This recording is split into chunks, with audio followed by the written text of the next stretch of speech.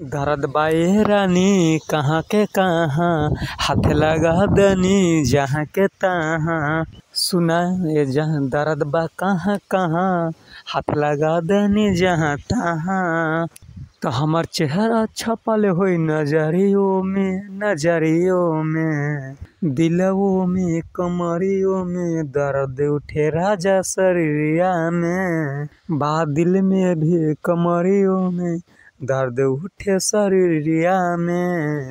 कि आए हाय कैसे कहीं कि सटेलू त भाग जाग जाला, कि जबे कोरवे में आ जाला कि रानी हो मन बहरा जाला।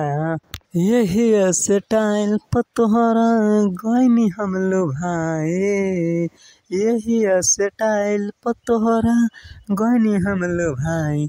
धनी हो हम जननी कि जाने इतना जालिम बा तू, देख जखम तू मलहम न लगावा तारे तू।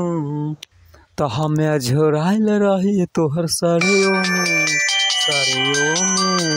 बादल में भी कमरियों में, दर्द उठल शरीरियों में।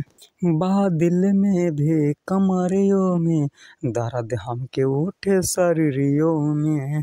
तो टुन टुन के सारी भाई से मसाज करवा ले, सब दर्द तर भाग जाइए के दिन में।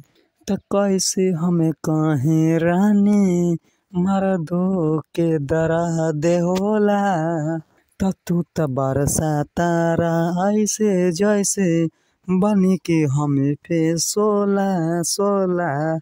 अब तो हम न बाबू तोहरा के तना छोट दे हम हो। अब जो चीज करे के मन करे तो चीज त करे आके प्रिंस मनीष के लेने हो।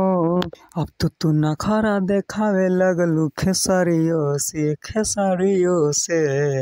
बादल में भी कमरियों में, दर्द हमके उठे शरीरियों में, दर्द हमके उठे